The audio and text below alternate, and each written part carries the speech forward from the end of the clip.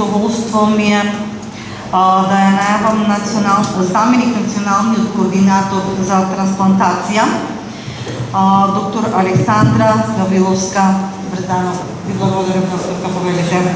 Добар ден и од мене, почитуван аудиториум. Навистина имам често што јам денеска пред вас да дискутираме на многу деликатна тема и да се заблагодарам на председателката на Сдруженијето за ретки болести Гордана Урловска за поканата. Јас сум, како што ме најавија, научен соработник Александра Гавриловска-Брзанов, во моментов заменик национален координатор за трансплантација и ме работам како анестезиолог, од кој што изминативе 10 години сум на урологија присутна на трансплантацијата на бубрези. Како трансплантацијата на бубрези станува се поуспешна, така и критериумите за избор на пациенти се повеќе се екстендираат. Значи, ако во минатото пациенти кои што биле со напредната возраст или придружни болести не можеле да се најдат на листите, така сега се повеќе го наоѓаат и они местото на листите за трансплантација. Сега тука мојата улога како анестезиолог игра една исклучително важна дејност. Во однос на историјата, само кратко би се осврнала дека во Македонија првата трансплантација изведена 1977 година од страна на професорот Иван Блашки. До денес имаме завршено 519 трансплантации на бубрек, на 280 сум била, можам гордо да кажам, анестезиолог, од кои што 80 биле кадаверични. Тројца пациенти не се со Алпорт синдром, а во моментов имаме околу 150 пациенти на листата за чекање. Во однос на индикациите за хронична бубрежна инсуфициенција, вам ви се добро познати, меѓутоа дека се наоѓа и Алпорт синдромот секако.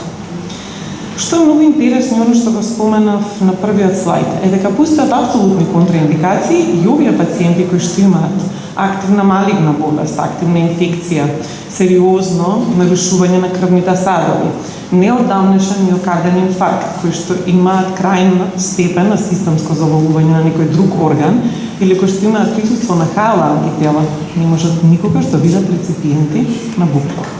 Од друга страна имаме релативни контраиндикации, како што се обезитасот, лошо контролиран диабет, напредната возраст, најчесто примерно бубрежно завалување кој има висок процент на рекуренс, односно на повратна рата, и коагулопатија. Во однос на коагулопатијата, порано кога ќе се јавеа на пациентите, нели најчесто во доцните сати да дојдат да се трансплантираат, и ако некој кажеше дека има синдром, се отфрлаше можноста да тој пациент во моментот кога прими тој бубрек. Меѓутоа денеска веќе тоа е релативна контраиндикација, затоа што најновите препораки од Европската асоциација на урологија билат дека со напредокот на медицината, на третманот и со присутните антидотинови, антикоагулантни и антитромбоцитни лекарства и овие пациенти можат да дојдат и да примат бубрек.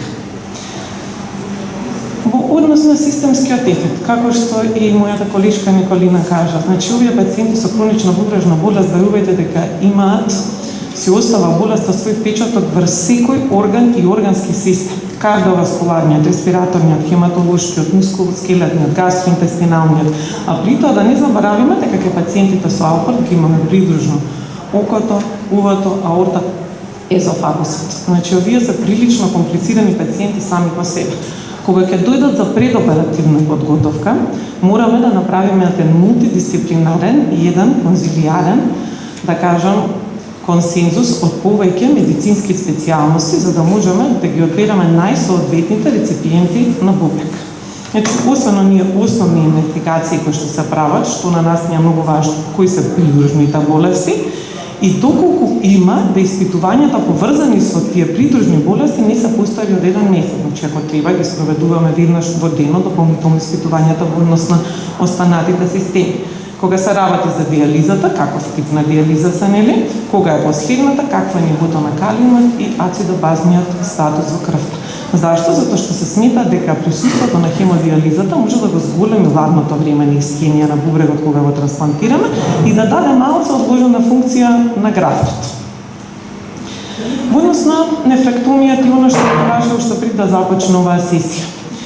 Кога се работи за трансплантација од жив донор, верувајте дека со посебна емоција говориме сите за тоа. Зашто? Затоа што тоа не се пациенти.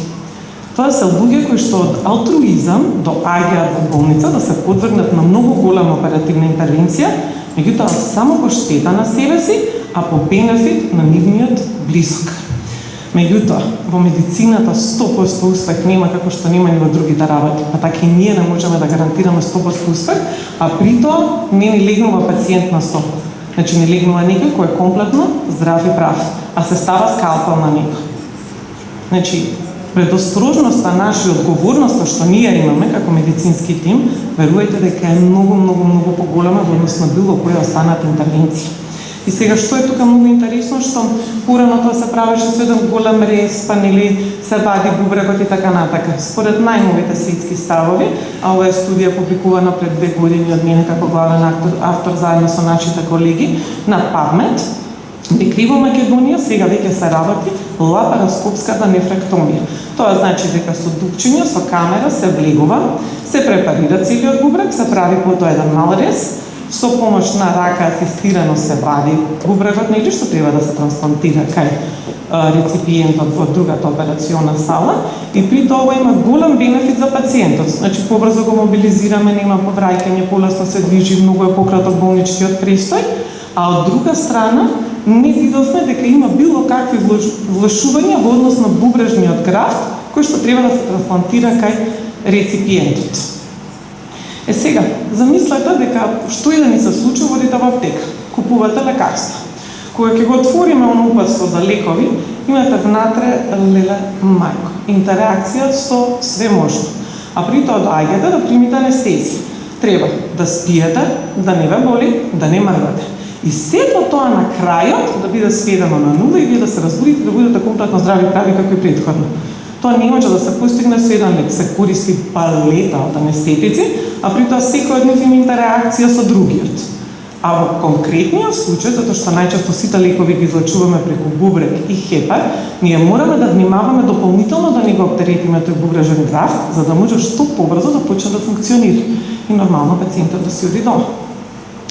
Во однос на антибиотиците, светските ставови велат ќе дадете само една единична доза периоперативно. За жал морам да бидам искрена дека во наши услови тоа не е баш така. Нели, живееме во еден систем, во една земја со ограничени ресурси и кај нас антибиотската профилакса се спроведува за целото време трајање на хоспитализацијата на пациентот. Ова е многу интересна студија и иако може и малце по-научна, сепак сакав да ја презентирам на вас, затоа што ние како научници многу често се ослонуваме на некоја статистичка сигнификантност кога читаме ваква литература. И имаме 840 пациенти, 420 во група со нормална нега и 420 пациенти со интервенција, односно поставен хемодинамски мониторинг, пошто додека вие спиете на операционен стол, треба да се следи функцијата на срцето, функцијата на белите дробови, функцијата на мозокот, функцијата на бубрезите, на све останато. И при тоа, 420 добиле следење на сите овие функции, 420 не добиле следење на овие функции. И вика студијата. Имаме намален процент на коморбидитети, односно придружни некои компликации кои што настанале, и намален процент на морталитет, односно смртен исход, меѓутоа тој не е статистички сигнификантен. Сега некој кој што ја гледа вака студијата, прилично најчесто ние како научници ќе кажеме, па ако не е статистички сигнификантен, да не трошиме финанси, да не трошиме ресурси, време, ќе одиме со основна нега. Меѓутоа не е така. Секој од нас може да биде пациент. А за нас како пациенти, тој 1% на намалување на рата на компликации и морталитет е све во тој момент. Така да јас секогаш би одела на поубав хемодинамски мониторинг и следење на пациентите. За оние кои што веќе имаат трансплантиран бубрек, различни се европските и америчките ставови. Америка вели ќе имате притисок околу 140, Европа вели подобро со 130. И да, студиите велат дека ако имате контрола на притисокот испод 130 мм живин столб систоле, ќе имате поубав функција на графтот. Ова се спроведува и кај нас, ова се публикации исто така од мене и од моите колеги кои што работиме на тоа, каде што видиме дека со поубав хемодинамски мониторинг на пациентот ќе дадеме поубава функција на графтот и односно ќе имаме пофункционален бубрек кај реципиентот. И при тоа, ова е се што се препорачува да се користи како монитор додека пациентот е во операционна сала или постоперативно. Јас што сакам да кажам во моментов е дека не секогаш имаме се на располагање. Меѓутоа, што и да имаме, го потребуваме, затоа што посекако може да биде само по бенефит на нашите пациенти. Кога се работи за интраоперативниот, односно периоперативниот менеджмент, знаеме дека од моментот на постоење на медицината постои терапијата со течности. Како што и мојата колишка, повторно ќе споменам Николина, кажа, не постои идеална течност. Значи, не можеме да кажеме ова идеално нешто што треба да го прима секој пациент за да биде добро. Меѓутоа, најновите ставови се повеќе избегнуваат од оној физиолошки раствор кој што содржи многу натриум да се употребува и повеќе да се оди кон тинкер лактатор, затоа што најчесто овие пациенти имаат функционален црн дроб кој што ќе го изметаболизира тој лактат во бикарбонат и ќе ни помогне во однос на целата ацетоза во организмот. Затоа треба да се оди со персонализиран или холистички пристап кај секој пациент, кој што ќе ни даде детално водење според самите негови карактеристики. Во однос на тоа дали треба да се користат диуретици кај овие пациенти кои што ги трансплантираме или не, светските ставови велат дека се помалку се користи допаминот, меѓутоа има и многу студии кои што велат дека се уште се враќа, па можеби на поголема врата. Доколку јас се прашувам, моментот на уклучување на допамин и промокрување на бубрегот, кога сте во операционна сала имате проблем да добиете први капки урина кај графтот, и како е прайслес, и како би го искористила секој достапен диуретик што го имам, за да можам да возобновам функцијата на тој графт. Кога се работи во однос на интраоперативните диуретици, како што веќе зборувам, имаме многу конфликтни и се уште дебати кои што одат за дали да се употребуваат или не, меѓутоа поскорешни студии велат дека и манидолот, и фуросемидот, и допаминот и како може да се добро дојдени кај овие пациенти. Ова е заклучок од еден преглед на литература, од мета-анализи на сите овие студии објавени во литературата.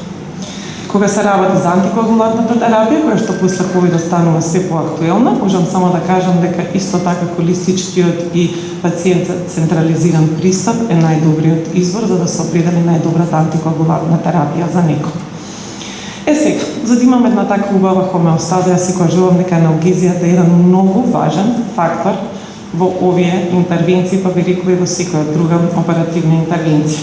Имам наведено неколку публикации, може да се види дека од поодамна до ден денеска се уште ги следиме светските трендови и ние публикуваме резултати од се она што го имаме сработено.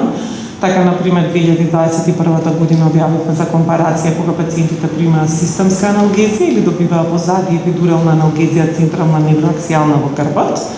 И во денешно време, ова се најновите светски ставови, значи имаме регионална техника кога под ултразвук боцкаме плексуси на нерви и при тоа имаме одлична аналгезија кај пациентите.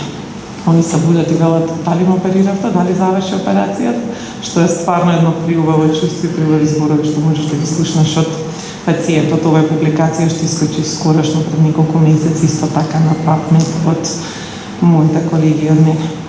Сега, Алпорт синдромот. Значи, прв пат го работев 18 годишниот пациент, кој што од 2 годишна возраст беше со хематурија, на 13 години со диагностициран Алпорт, после 9 месеци на хемодиализа доби бубрек од близок негов роднина и до ден денес има функционален графт. Последно беше хоспитализиран август месец на клиниката за нефрологија, каде што имаше благо покачување на параметрите, меѓутоа заради присуство на веќе хуморален клеточен одговор, каала антитела, меѓутоа со терапија од кортикостероиди, функцијата на бубрегот и на графтот е се уште добра. Другиот пациент, можам со гордост да кажам дека беше најмладиот пациент кој што се оперираше на клиниката за урологија, пошто нели до 14 години се на педиатриската клиника, само што наполни пациентот 14 години дојде и се оперираше на нашата клиника. Значи беше 14 годишно дете и ова беше преемптивно, значи дека не беше детето на диализа. Доби исто така бубрек од живдарите, кој што до ден денес има функционален графт. Имаме 26 годишен пациент, многу интересен случај, пошто во декември месец го имам ставено и неговото видео, мислам дека беше 2021 година така, доби бубрек од живдарите. Го пуштивме дома после 10 дена, графтот беше супер функционален, да по месец дена пројде нова година, пројде новогодишните прослави, се врати со позитивен ковид тест, со инфекција и за жал беше направена графтектомија, односно бубрекот мораше да биде изведен за да не се загрози животот на пациентот. Меѓутоа, само неколку месеци подоцна го доби повикот за да добија бубрек од кадавер и до ден денес имаме функционален графт кај овој пациент. Во однос на светските ставови или препораките за трансплантација на пациентите со Алпортов синдром, морам да се поблагодарам на председателката Дана Лудовска што ги сподели со мене, вели дека преживувањето на графтот е споредливо во однос на другите етиологии. Дека најчесто антителата во однос на гломеруларната базална мембрана, односно појавата на нефритисот, после трансплантацијата исто така е ретка кај овие пациенти, 3 до 5%. Сега, по однос на living донор дарители, она што вас верувам многу ви интересира и сепак би морала да напоменам дека тоа не е градус А или Б, кои што се највисоките или најсилните препораки, сепак е градус Б, кој што е само мислење на експерти. Вели дека оние кои што се со колаген 4 алфа 5 мажи не можат никогаш да бидат дарители. Оние кои што се женски носители на овој ген не се препорачува, меѓутоа во однос на колагенот 4 со алфа 3 и алфа 4 хетерозиготи не се прифаќаат често, меѓутоа со правилно следење, значи доколку генетски искочи дека се негативни, односно се позитивни, меѓутоа биопсијата на бубрек покаже дека немаат етиологија на заболување, може да се земат во предвид како дарители. И се разбира дека најдобро да бидат генетски тестирани, да бидат негативни роднините кои што би дале бубрек како најбезбедна опција. Сега морам да напоменам дека генетското тестирање е задолжително за сите потенцијални донори, затоа што како што кажав, никогаш не сакаме да не штетиме на донорот кој што од алтруистична причина дошол да дарува бубрек. Ова е еден многу интересен случај кој што не е Алпорт синдром, меѓутоа сакам да го споделам со вас како светски уникатен, затоа што во моментов има само 3 публикации во литературата. Исто така ретка генетска болест епидемиолизис булоза. Пациентот доаѓа со боли со крусти по целата кожа и по целите слузници, значи устата, внатрешните делови на нецето, све се со боли и со крусти, а при тоа имаме хронична бубрежна и треба да прими бубрек.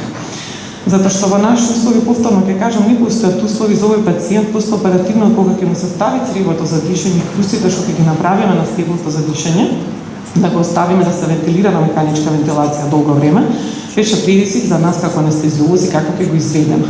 Меѓутоа, со ваша помош, значи на сите пациенти и убаво со работка, верувате дека се е можно. Само со аналгезија, комплетна аналгезија, значи не го болеше ништо пациентот, и комплетна свесност, со само анксиолитик, комплетно буден и свесен за целата интервенција, ние завршивме неговата трансплантација на бубрек и до ден денеска има функционален графт. Ова е нешто што сакам да го споделам со вас, а тоа е да ја видите како изгледа анастомозата. Сега не знам дали поинтерот ќе покаже, пошто прииска не покажуваше, покажува, не покажува. Ова е крвниот сак на пациентот, ова е споредното артеријата, тоа е анастомозирана. Поднели бубрекот на донорот и погледнете кој е овој момент, кој ќе добиете вако мласна урина. Нема поголема среќа за нас присутни во операционата сала. Да. Ги мерим и секундите додека да промокри бубрегот.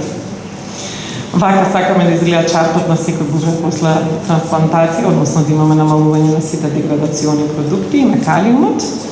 И би сакала да потенцирам дека да, препораките светски составови кои што се нели на највисоко на полето на медицината базирана на докази, меѓутоа не секогаш нивното следење значи дека ќе имаме 100% успех пациентите. Секогаш треба да направиме индивидуално прилагодување на секој пациент.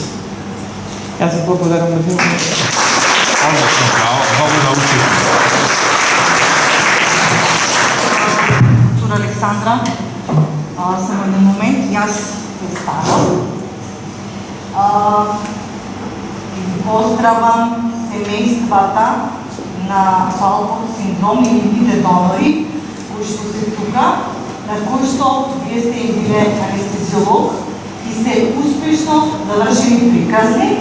Би сакала со един голем аплауз да ги поздравиме таткото донор на Брњавчевски и теската на Ардин донор која беше конкурент.